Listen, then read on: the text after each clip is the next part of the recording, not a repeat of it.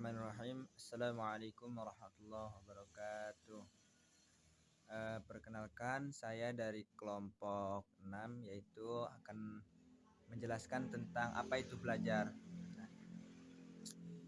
Apa yang dimaksud dengan belajar? Yaitu belajar itu merupakan suatu proses atau upaya yang dilakukan oleh setiap individu untuk mendapatkan perubahan tingkah laku, baik dalam bentuk pengetahuan, keterampilan, juga sikap dan nilai positif sebagai suatu pengalaman dari berbagai materi yang telah dipelajari.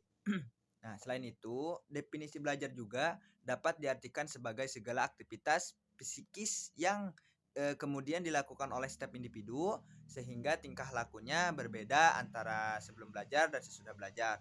Nah, perubahan tingkah laku ini dapat terjadi karena adanya pengalaman baru, memiliki kepandaian atau ilmu setelah belajar, serta aktivitas berlatih. Nah, arti belajar itu sendiri adalah suatu proses perubahan kepribadian seseorang di mana perubahan ini terjadi dalam bentuk peningkatan kualitas perilaku. Seperti diantaranya pada peningkatan pengetahuan, keterampilan dan daya pikir, pemahaman, sikap, serta dalam berbagai kemampuan lainnya.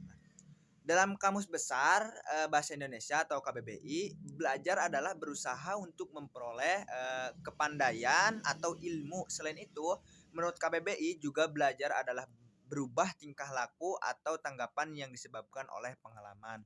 Mungkin itu pengertian belajar dan selanjutnya akan dijelaskan oleh teman saya. Ya, baik teman-teman. Di sini saya akan menjelaskan tentang ciri-ciri belajar, teman-teman. Maksud dari ciri-ciri belajar di sini yaitu mekanisme dalam belajar. Nah, setelah membahas tentang pengertian belajar, maka supaya lebih memahami tentang belajar, teman-teman, maka kita perlu mengetahui ciri-ciri belajar atau mekanisme dalam belajar. Berikut ini saya akan menjelaskan beberapa ciri-ciri dalam belajar, teman-teman. Yang pertama itu ada durasi atau waktu. Ciri-ciri belajar yang pertama adalah adanya durasi atau waktu dalam kegiatan belajar. Waktu dari belajar itu sendiri bisa dibilang tidak sebentar, teman-teman. Dengan kata lain, membutuhkan proses agar bisa mengetahui hasil dari belajar kita. Dan selanjutnya mengandung interaksi sosial dengan adanya proses belajar.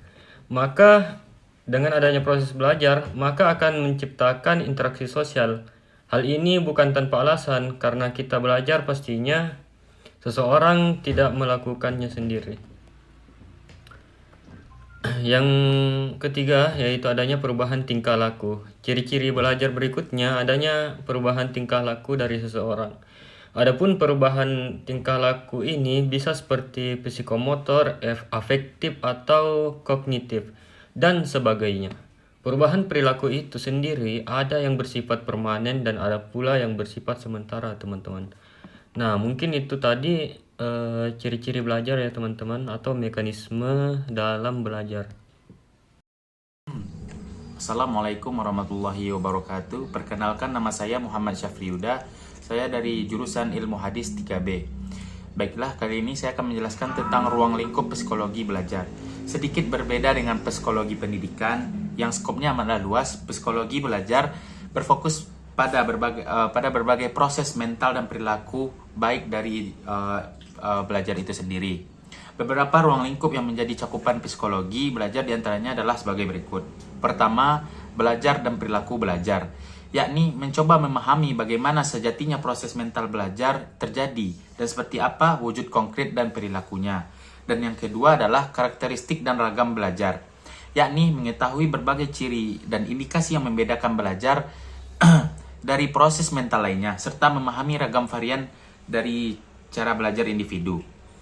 Yang ketiga adalah teori-teori belajar, yang berarti mengulas berbagai teori belajar yang telah banyak diutarakan oleh para psikologi kognitif. Dan yang keempat adalah motivasi belajar, untuk mengetahui mengapa individu berkehendak belajar dan apa yang memicu kehendak untuk tersebut peserta didik dapat untuk belajar, dan apa motivasi yang didapat pendidik untuk mau untuk belajar. Dan yang kelima adalah kesulitan belajar, mengetahui berbagai penyebab dan cara mengatasi kesulitan belajar secara psikologis dari peserta didik. Baiklah, akan dilanjutkan oleh teman saya. Tujuan belajar ilmu psikologi. Yang pertama itu untuk melatih kemampuan berpikir dan mempelajari berbagai ilmu dan bidang pengetahuan dapat memberikan kesempatan untuk mengasah dan melatih kemampuan berpikir. Kegiatan dapat membentuk kebiasaan yang sangat penting dari pemikiran logis, sistematis, dan generalisasi dan pembuktian. Yang kedua, tujuannya yaitu mengembangkan kecerdasan, mempelajari berbagai macam ilmu dan pengetahuan dapat mengembangkan pemikiran dan kecerdasan. Belajar juga dapat meningkatkan kemampuan logis dan keterampilan dalam membuat suatu keputusan di dalam hidup. Yang ketiga, meningkatkan kemandirian belajar yang dapat melatih seseorang menjadi lebih mandiri dan disiplin. Untuk melakukan kegiatan belajar secara rutin, seseorang harus meluangkan waktu yang khusus untuk mempelajari suatu bidang. Seseorang akan mengesampingkan kegiatan-kegiatan lain terlebih dahulu dan fokus pada kegiatan belajar. Yang keempat itu mengembangkan kemampuan beradaptasi dengan lebih baik. Kegiatan belajar dapat membuka wawasan seseorang dan memberikan pandangan atau pemikiran yang lebih luas. Hal ini akan sangat berguna untuk menghadapi berbagai macam perubahan yang akan terjadi di waktu yang akan datang nanti. Nomor 5, meningkatkan kemampuan mengolah informasi. Nomor 6, meningkatkan kemampuan keterampilan sosial. Dan nomor 7, meningkatkan penghasilan. Nomor 8 itu memiliki lebih banyak kebebasan dalam berpikir.